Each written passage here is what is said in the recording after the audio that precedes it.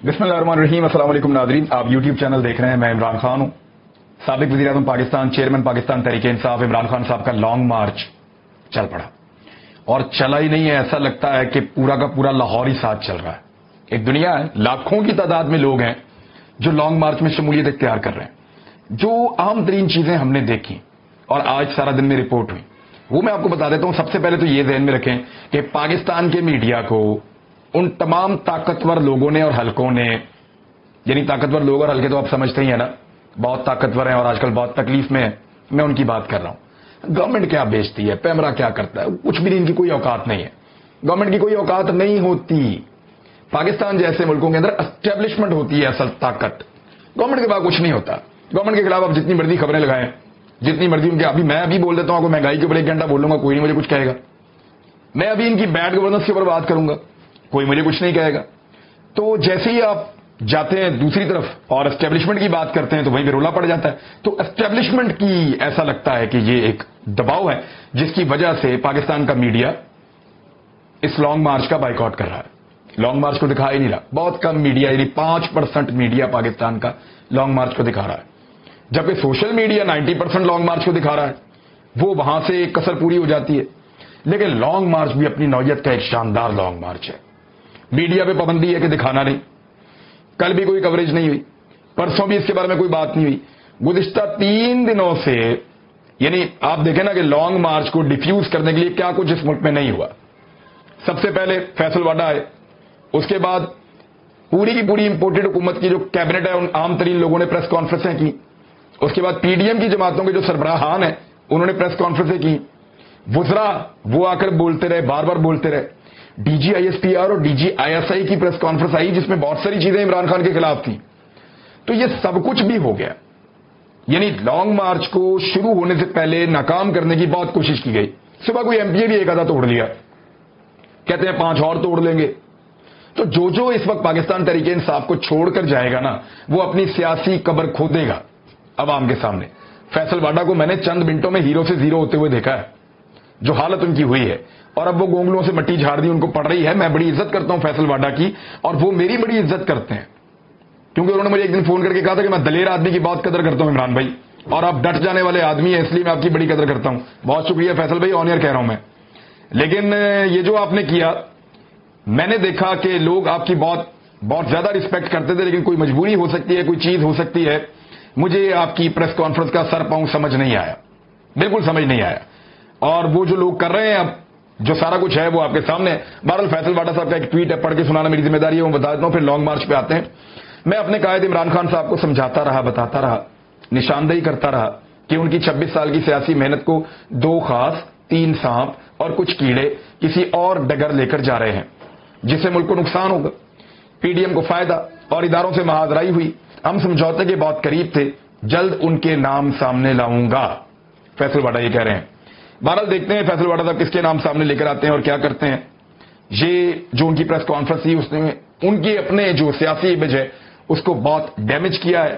کیا وہ مجبور ہیں, کیا وہ پریشان ہیں, یا ان کے اوپر کوئی دباؤ ہے, یا انہیں کسی نے کچھ آفر کیا ہے, یہ ہم کچھ اندازہ, یا واقعی میں وہ کچھ چیزیں ایسی جانتے ہیں, یہ آنے والے دنوں میں پتہ لگے گا.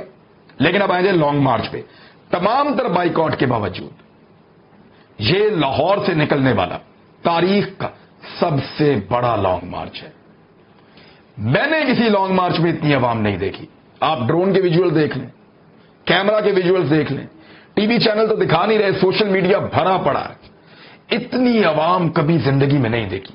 میں یہاں سڑک پہ سے گزرا ہوں لانگ مارچ کے پاس سے, مجھے تقریباً 2-2.5 گھنٹے لگ گئے اپنی گاڑی کو موڑ کے واپس آنے میں. اتنا ٹائم لگا. اور وہ لانگ مارچ اس وقت بہت دور تھا, یہ صرف پیچھے ٹیل کا ایک ایریا تھا, اور اتنی دنیا تھی کہ میں آپ کو بتا نہیں سکتا. خواتین ہیں, بچے ہیں پاکستانی پرچم پکڑ کے, نوجوانوں کی بہت بڑی تعداد ہے, جو عام شہری ہیں ان کی بہت بڑی تعداد ہے. معذوروں کو میں نے دیکھا ہے وہاں پہ, بزرگوں کو میں نے 80 سال کے بزرگوں کو میں نے اس لانگ مارچ میں دیکھا ہے. یعنی اس لانگ مارچ کے اندر ایسا لگتا تھا کہ پورا کا پورا لاہور امڈ آیا ہے. صبح کے وقت ذرا لوگ کیونکہ تھوڑا سا لیٹ شامل ہوئے اس میں, 11-12 بجے تک مومنٹم بن رہا تھا, اور 1 بجے سے لے کر اب تک تو ایسا لگتا ہے کہ پورا شہر عمران خان کے ساتھ چل رہا ہے. جس وقت میں یہ ویڈیو ریکارڈ کر رہا ہوں, ایک تاریخی نوعیت کا لانگ مارچ ہے. لوگ اپنے اپنے علاقوں سے نکلتے ہیں, لانگ مارچ کے ساتھ پیدل چلتے ہیں اور پھر پیچھے ہٹ جاتے ہیں, اور دوسرے لوگ دوسرے علاقوں سے ساتھ جڑتے ہیں, وہ آگے بڑھتے ہیں. ایک تو قافلہ وہ ہے جو عمران خان صاحب کے ساتھ جا رہا ہے, یعنی اس میں ہزاروں لاکھوں لوگ ہیں جو شامل ہوتے ہیں نکلتے ہیں, شامل ہوتے ہیں نکلتے ہیں, یہ چل رہا ہے. لیکن لانگ مارچ کسی بھی لمحے چھوٹا نہیں ہو رہا. ہاں, یہ پاکستان کا میڈیا انتظار کرے گا. جس وقت انہیں لگے گا رات کے کسی پہر لانگ مارچ میں لوگ کم ہوئے ہیں, ذرا آرام کرنے چلے گئے ہیں, اب عمران خان کے آس پاس کم لوگ ہیں, تو اس وقت میڈیا کوریج شروع کرے گا. اس وقت کارندے جاگیں گے پی ڈی ایم کے, اور وہ ڈھونڈیں گے کوئی خالی ایریا, کوئی خالی جگہ, پھر وہ ڈرون لے کر آئیں گے. آج سارا دن آپ کو کوئی ڈرون شاٹ نظر نہیں آئے گا. آج سارا دن آپ کو کوئی کوریج اوپر چھت سے کی ہوئی نظر نہیں آئے گی. آج سارا دن انہوں نے ایسا کچھ نہیں کیا. لیکن رات کے وقت جب کبھی یہ لانگ مارچ, کیونکہ یہ لانگ مارچ چلنا ہے ابھی 10-12 دن, ابھی اور بہت کچھ ہے. عمران خان صاحب نا ایک فاسٹ بالر ہیں, وہ جاتے ہیں واپس. فاسٹ بالر کیا کرتا ہے, باؤنڈری پہ جاتا ہے, بھاگ کے آتا ہے, بال کرتا ہے, پھر واپس جاتا ہے, پھر بھاگ کے آتا ہے, بال کرتا ہے, پھر واپس جاتا ہے. تو عمران خان صاحب اس طرح بالنگ کر رہے ہیں. پہلے وہ اس اینڈ سے بالنگ کریں گے, پھر وہ دوسرے اینڈ سے بالنگ کریں گے. دوسرا اینڈ جو ہے وہ آپ کو تھوڑی دنوں میں پتا چلے گا. ابھی تو آپ ایک اینڈ کی بالنگ انجوائے کریں, جس اینڈ سے عمران خان صاحب بالنگ کر رہے ہیں, صرف اس کو انجوائے کریں. پھر وہ دوسرے اینڈ سے بھی آئیں گے. وہ ان امپورٹڈ حکمرانوں کو, پی ڈی ایم کی سیاسی جماعتوں کو اور ان کے تمام سہولت کاروں کو, یعنی آج تک جب ہم سہولت کار کہتے تھے ہمیں خود بھی یہ لگتا تھا کہ سہولت کاری کس لیول کی ہے, لیکن اب تو ہمیں شور شاٹ ہو گیا کہ سہولت کاری کا سبحان اللہ کیا لیول ہے. یعنی پاکستان کی تاریخ کا واحد سیاستدان اکیلا جو نہ صرف پاکستان کی تمام باقی پولیٹیکل پارٹی سے لڑا, پاکستان کے میڈیا سے اکیلا لڑا, مقابلہ کیا, پاکستان کی اسٹیبلشمنٹ سے لڑا, ان سے مقابلہ کیا, اور تمام مافیاز کے ساتھ لڑا اور مقابلہ کیا, اور عوام کی ساری طاقت اس کے ساتھ کھڑی ہے. پورا کا پورا پبلک کا جو ایک سینٹیمنٹ ہے وہ عمران خان صاحب کے ساتھ جڑا ہوا ہے. اور یہ لانگ مارچ آگے کی طرف بڑھتا چلا جا رہا ہے. اور اب جھوٹی خبریں یہ پھیلائی جا رہی ہے کہ عمران خان کے لانگ مارچ میں مسلح جتھوں کی شمولیت کا خدشہ ہے. دیکھیے, اس سے پہلے بھی پاکستان میں لیڈرز کی اسیسینیشنز کی گئی ہیں, لیڈرز کو شہید کیا گیا ہے. شہید محترمہ بینظیر بھٹو صاحبہ, شہید لیاقت علی خان صاحب, اور میں تو قائد اعظم رحمۃ اللہ علیہ کے معاملے کے اوپر بھی بہت سارے پیپر پڑھ چکا ہوں. لوگ عجیب عجیب باتیں کرتے ہیں. فاطمہ جناح صاحبہ کے ساتھ اس ملک میں کیا کیا گیا ہے. تو جو بھی اینٹی اسٹیبلشمنٹ وائس ہوئی ہے پاکستان میں, اس کو خاموش کروایا گیا ہے اور اس کے خلاف ہمیشہ سازش کی گئی ہے. بلکہ آج کل اوریہ مقبول جان صاحب بہت سارے فیکٹس شیئر کر رہے ہیں. میں نے اس پہ کچھ کتابیں پڑھ رکھی ہیں, کچھ ڈاکومنٹ میں آج کل دیکھ رہا ہوں شیخ مجیب الرحمان کے بارے میں جو چیزیں سامنے آ رہی ہیں. بہرحال ان چیزوں کو ایک طرف رکھتے ہیں, لیکن عمران خان صاحب کو سیکورٹی فراہم کرنا یہ پاکستان کی رسپانسبلٹی ہے. ابھی تو پنجاب گورنمنٹ کی رسپانسبلٹی ہے کیونکہ وہ یہاں پہ موجود ہیں, ان کے ساتھ اپنی سیکورٹی بھی موجود ہے. لیکن لانگ مارچ میں ہتھیار موجود ہیں یا نہیں, اس سوال کا جواب کبھی بھی نہیں دیا جا سکتا. اس کی وجہ یہ ہے کہ جو بھی لانگ مارچ چلتا ہے, مثال کے طور پہ میں لانگ مارچ کے ساتھ جا رہا ہوں تو میری گاڑی میں تو ہمیشہ ویپن ہوتا ہے. مجھے تو یاد بھی نہیں ہوتا کہ ویپن ادھر والی سائڈ پہ پڑا ہے یا ادھر والی سائڈ پہ پڑا ہے. میں چلاتا ہوں تو ادھر رکھ لیتے ہیں کبھی, اور میں نہیں چلاتا تو وہ ادھر رکھ لیتے ہیں. میرا ویپن تو میرے ساتھ ہوتا ہے, اور لوگوں کے ساتھ بھی ہوتے ہیں ویپن اسی طرح. تو لوگوں کی گاڑیوں کے اندر ویپن پڑے ہوتے ہیں اور وہ چل رہے ہوتے ہیں, تو یہ تو ہتھیار موجود ہوں گے. دوسرا لیکن یہ ہے کہ اس کو اس طرح پیش کیا جا رہا ہے کہ جیسے کسی نے کوئی پلان کیا ہو کہ حالات کو خراب کر کے عمران خان پہ ڈالنا ہے. یاد رکھیں, پاکستان کا سارا میڈیا, پاکستان کی حکومت, پی ڈی ایم کی ساری جماعتیں اور پاکستان کی اسٹیبلشمنٹ یعنی طاقتور ادارے اور حلقے, وہ سارے عمران خان کے خلاف ہیں. اگر انہوں نے کوئی بیانیہ بنانا ہوا تو کوئی بھی حالات خراب کر کے بنانے کی کوشش کریں گے. لیکن اس کا ایک ہی توڑ ہے, اور وہ توڑ ہے پاکستان کے عوام, جو پاکستان کے اصل مالک ہیں, جن کے پیسے کھاتے ہیں کرپٹ سیاستدان, جو تنخواہیں دیتے ہیں پاکستان کے اداروں میں بیٹھے ہوئے لوگوں کو, جو فیصلہ کرنے کے اصل حقدار ہیں, جن کے فیصلوں سے ملک کو چلنا چاہیے. کوئی باہر سے بیٹھ کر فیصلہ نہیں کرے گا. آپ کریں گے, آپ کا ملک ہے. میں کروں گا, میرا ملک ہے. یہی بات میں نے پہلے بھی کہی تھی, یہی بات میں آج بھی آپ کو کہہ رہا ہوں. عمران خان کے لانگ مارچ میں مسلح جتھوں کی شمولیت کے خدشے پر انٹیلیجنس ذرائع نے حکومت کو رپورٹ بھجوا دی ہے, جس میں بتایا گیا کہ دہشت گرد تنظیمیں صورتحال کا فائدہ اٹھا سکتی ہیں. دہشت گرد تنظیمیں اگر صورتحال کا فائدہ اٹھا سکتی ہیں تو پھر پاکستان کے اداروں کو ڈوب مرنا چاہیے کہ اگر اتنے بڑے لیڈر کو اسی طرح سے دہشت گرد تنظیموں نے مار دینا ہے یعنی مریم نواز اس سے پہلے بڑے بڑے جلسے کرتی تھی، تب تو کچھ نہیں ہوا. نواز شریف بڑے بڑے جلسے کرتے تھے، تب بھی کچھ نہیں ہوا. ہمیشہ یہی کیوں ہوتا ہے کہ جو لیڈر یا جس لیڈر کا بیانیہ اینٹی اسٹیبلشمنٹ جا رہا ہو اسی کو خطرہ ہوتا ہے تنظیموں سے. یعنی آپ نے غور کیا ہے، بے نظیر بھٹو اینٹی اسٹیبلشمنٹ بیانیہ شہید ہو گئی، لیاقت علی خان شہید ہو گئے، باقی جو لوگ پاکستان میں شہید ہوئے وہ لوگ ان کا بیانیہ کا جو یہی پرابلم تھا نا. یعنی جب آپ پرو اسٹیبلشمنٹ ہوتے ہیں یا آپ اسٹیبلشمنٹ کے بہت قریب ہوتے ہیں تب آپ کو یہ خطرات کیوں نہیں ہوتے. یعنی عمران خان صاحب بڑے مقبول تھے، بہت بڑے بڑے جلسے کرتے تھے، لیکن جب یہ 2018 کا الیکشن لڑ رہے تھے کوئی تھریٹ ان کے لیے جاری نہیں ہوا. یعنی اس لیول کا تھریٹ تو کبھی نہیں دیا جاتا تھا، اب دیا جاتا ہے. یعنی جو بھی لیڈر اسٹیبلشمنٹ کے اگینسٹ چلا جاتا ہے، پاکستان کا میڈیا بھی اس کے خلاف ہو جاتا ہے، طاقتور حلقے بھی اس کے خلاف ہو جاتے ہیں، پاکستان کے بڑے بڑے تگڑے لوگ مافیا سارے اس کے خلاف ہو جاتے ہیں، اور پھر ایسا لگتا ہے کہ اسی کی جان کو خطرہ ہے، اس کے جلوس میں کوئی نہ جائے ورنہ لاشیں گر جائیں گی، باقی سب کے لیے ایسا کچھ نہیں ہے. یعنی یہ صورتحال جو ہے وہ اس طرح بتائی جاتی ہے. لیکن اگر اس مرتبہ ایسا کچھ ہوتا ہے تو بہت سارے لوگوں کو بہت ساری قیمت چکانی پڑے گی، کیونکہ میں لوگوں کا موڈ دیکھ کر آیا ہوں اور میں ارشد شریف صاحب کے نماز جنازہ میں بھی دیکھ کر آیا ہوں. ارشد شریف شہید کی نماز جنازہ میں لوگوں نے اپنے حقیقی جذبات کا اظہار کیا اور وہ آزادی مانگ رہے تھے. اس خطے کے لوگوں کا باقی ریکارڈ سارا خراب ہے. انہوں نے مہنگائی کے خلاف کبھی کوئی قابل ذکر کارنامہ نہیں کیا، انہوں نے کرپشن کے خلاف کبھی کوئی قابل ذکر کارنامہ نہیں کیا، لیکن ایک کارنامہ انہوں نے کیا ہوا ہے اور وہ کریڈٹ آپ ان سے نہیں لے سکتے. یہ جب آزادی کی ٹھان لیتے ہیں تو آزادی چھین لیتے ہیں. انہوں نے انگریز سے بھی آزادی چھینی تھی اور یہ اس مرتبہ بھی جو ان کے اوپر بیرونی طاقتیں مسلط ہونے کی کوشش کرتی ہیں یہ ان سے بھی اس مرتبہ آزادی چھین لیں گے. یعنی لوگ عوام ہم سب آزادی کی بات کر رہے ہیں اور یہ کیا بات کر رہے ہیں، امریکہ سے تعلقات بگاڑنے کی کیا ضرورت تھی. شباش شریف پھر کہہ رہے ہیں آج ہم وہاں کچکول لے کر جاتے ہیں، یہ تو ایسے ہی ہے آ بیل مجھے مار.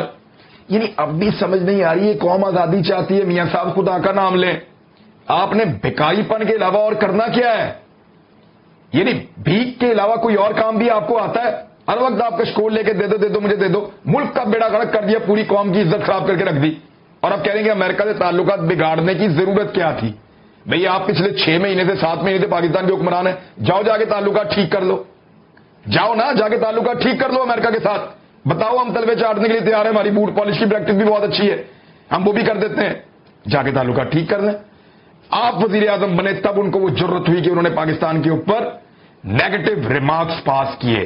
جو بائیڈن نے، عمران خان جب تک پاکستان کے وزیر اعظم تھے سخت مخالفت کے باوجود جو بائیڈن ایسا سٹیٹمنٹ پاکستان کے بارے میں نہیں دے پایا، اس کو پتا تھا ریٹیلیٹ کرے گا، جواب دے گا. لیکن آپ کے دور میں یہ ہوا. تو ہمیں حقیقی آزادی کی جو ایک لڑائی ہے اس کے اندر پاکستانیوں نے ایک فیصلہ کیا ہوا ہے اور ایسا لگتا ہے کہ اس وقت وہ اپنا حق لے کر رہیں گے. ایک اور بڑی اچھی خبر ہے اور میں شکریہ ادا کرنا چاہتا ہوں پاکستان تحریک انصاف کی پنجاب حکومت کا، خاص طور پہ چیئرمین تحریک انصاف عمران خان صاحب کا، کہ ارشد بھائی کے نام کے اوپر وہ ایک یونیورسٹی بنانے کا انہوں نے ارادہ کیا ہے اور وعدہ کیا ہے.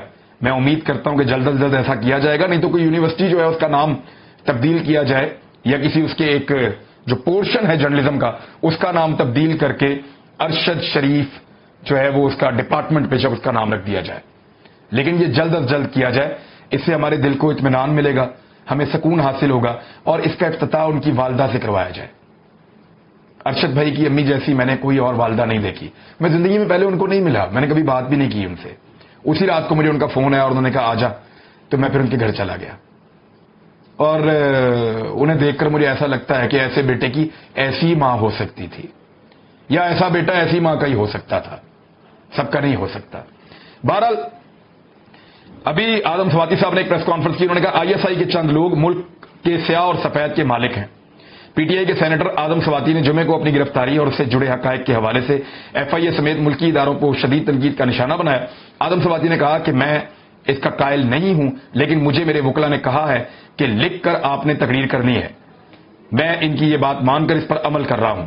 آدم سواتی نے چند افسران کا نام لیتے ہوئے انہیں عہدوں سے ہٹانے کی اپیل کی. ایک انہوں نے میجر جنرل فیصل نصیر صاحب کی بات کی ہے جو جب تعینات ہوئے تو اس کے فوراً بعد بہت ساری ایکٹیویٹیز ہوئی اسلام آباد میں، آپ سب جانتے ہیں، اور یہ ISI کے اندر ہیں، میجر جنرل ہیں فیصل صاحب. اور اس کے علاوہ انہوں نے فہیم صاحب کا نام لیا یہ سیکٹر کمانڈر ہیں فہیم صاحب، بریگیڈیئر فہیم غالباً، اور ان کے بارے میں 2 لوگوں کے انہوں نے نام لیے اور پھر انہوں نے کہا کہ میرے اوپر جو ٹارچر ہوا، میرے اوپر جو کسٹوڈیل ٹارچر ہوا اور میرے جو برہنہ کیا گیا، اس کے لیے یہ لوگ ذمہ دار ہیں، اور انہوں نے کہا کہ ان کو جو ہے وہ ان کے عہدوں سے ہٹایا جائے اور انکوائری کا انہوں نے کہا کہ یہ کیا جائے، اور اس قسم کی چیزیں اعظم سواتی صاحب نے کہا۔ بقول اعظم سواتی آج پوری محکوم قوم باجوہ صاحب کی طرف دیکھ رہی ہے۔